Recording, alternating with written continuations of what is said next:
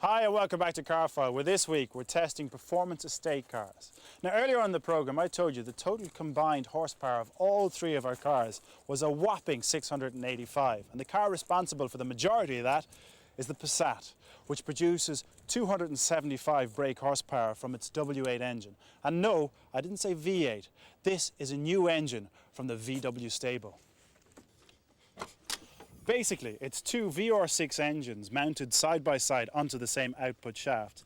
Then, 4 of the cylinders are removed to give you the W8 configuration. Confused? Well, it's supposed to give you better refinement, better performance and better power compared to the conventional V8 engine. But to a young Irishman like me, or as some may say, an old Irishman like me, that is a cue for a test drive.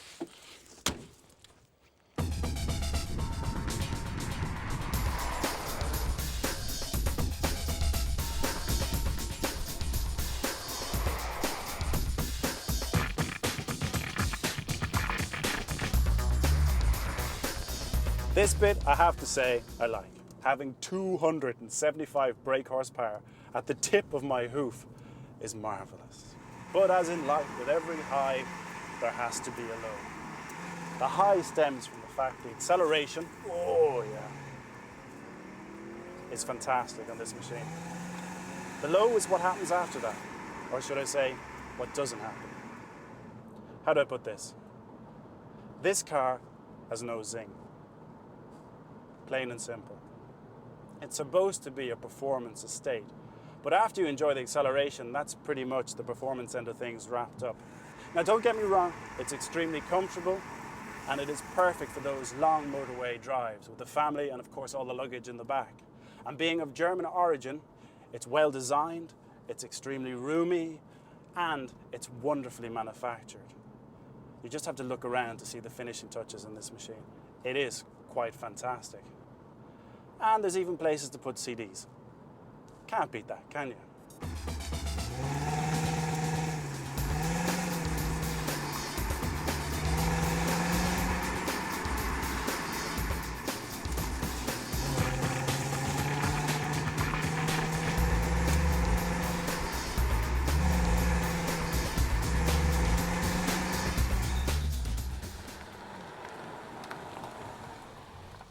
It's powerful, it sounds great, but to be honest with you, I think I get a sportier feel if I put an engine in the bottom of my bed. I think my pulse has stopped. Let's hope that the Volvo can get it going again. Immediately you get behind the wheel of the V70, you can feel a difference over the Passat. It's firmer, more precise and more sporty. Now that's in part thanks to the new body of the car, which is much stiffer than the previous model V70, and it needs to be with the T5 engine.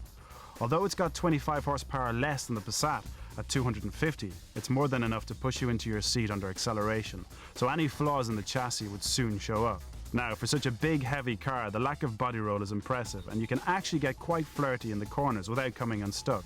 But just in case, like the Passat, the V70 comes with ABS and traction control as standard. On the T5 spec car, only front-wheel drive is available, and on some uneven road surfaces and loose covered corners, the car will spin its front-driven wheels quite easily.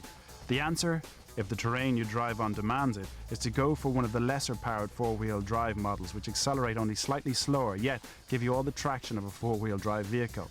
As a motorway cruiser, the V70 is superb with hardly any wind or road noise, and despite the chassis being much firmer than the Passat, it's nothing but comfortable. In fact, just ask any traffic cop. Well, one car that the police couldn't blend into the traffic with is the MG. Now, to compare this car with the other two in the power stakes would be unfair, as we've gone for the smallest engine in their lineup, the new 1.8 turbo. But though it is noticeably more sluggish compared to the Volvo and the Passat, it is still reasonably plucky, and give it plenty of revs and you will get acceptable performance. Having driven the V6 model earlier in the year, however, we'd say go for that engine every time, as it delivers the kind of performance the looks deserve.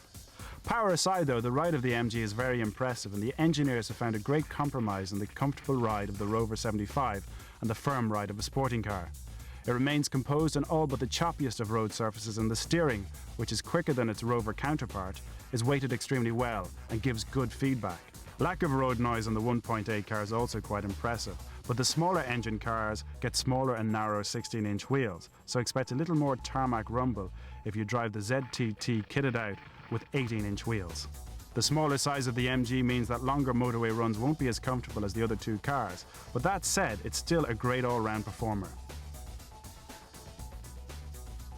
It's no surprise then that the Volvo gets the highest marks in the performance stakes. It's very fast, very comfortable, yet its chassis copes admirably with the extra grunt of the T5 engine. It may be controversial, but the Passat and the MG get the same marks here. We like the Passat for its power and its comfort, but its cornering composure left a lot to be desired. And the MG, well, had it been the V6, we'd have scored it more than the Passat, but with a 1.8 engine, it's a little too underpowered for what is a fabulous chassis. Well, the Passat provided the biggest surprise today. On paper, it looked like an awesome performance estate, but in reality, it was far from it. Powerful executive cruiser, yes. Exciting sporty drive, absolutely not. And the bad news is, if you still fancy one of these, well, it doesn't do too well in the value stakes either. You can pick one of these up for around 31 grand, whereas the V6 version will cost you 8 grand less. Fair enough, the W8 will get you to 60 1 second faster, and it's 11 miles per hour faster at the top end. Mind you, it is insurance group 17, and it loves to eat fuel. If it was mind-blowing performance, well, that would be a different story, but it's not. So it really does beg the question, why do you need one? I don't think you do. I think you should go for the V6 model and put that 8 grand in the bank, and then go off on a holiday in your brand new V6 with the 8 grand that you've saved. The ZTT is at the other end of the scale. It's the cheapest of our cars to buy, the cheapest to run, the cheapest to insure, yet the amount of kit you get is very impressive, and the body build shouldn't give you any problems over time. Yes, it will be worth a fraction of what the VW and the Volvo will be worth after 3 years, but for companies that are looking for short-term usage, this makes for a cracking buy. Now, as I said earlier, I do recommend you go for the 2.5 V6 because it's a better engine than the 1.8 turbo, and it only costs 2 grand more.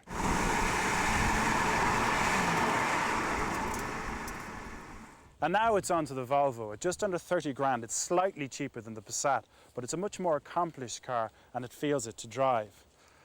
The level of kit you get is quite impressive. It's pretty much the same as the Passat. You get leather seats, climate control and CD player, and there's a host of safety features that come as standard.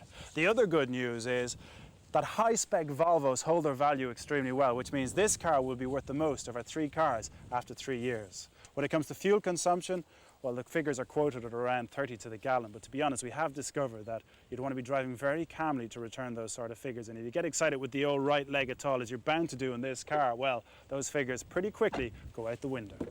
The Volvo gets our highest marks as it delivers the goods in every department: style, quality, performance and practicality, and for all under 30 grand. Next up is the MG. For just over 20 grand you get great handling, a sporty look and a reasonable practical estate car. And we suggest you pay the extra 2 grand and go for the V6 engine.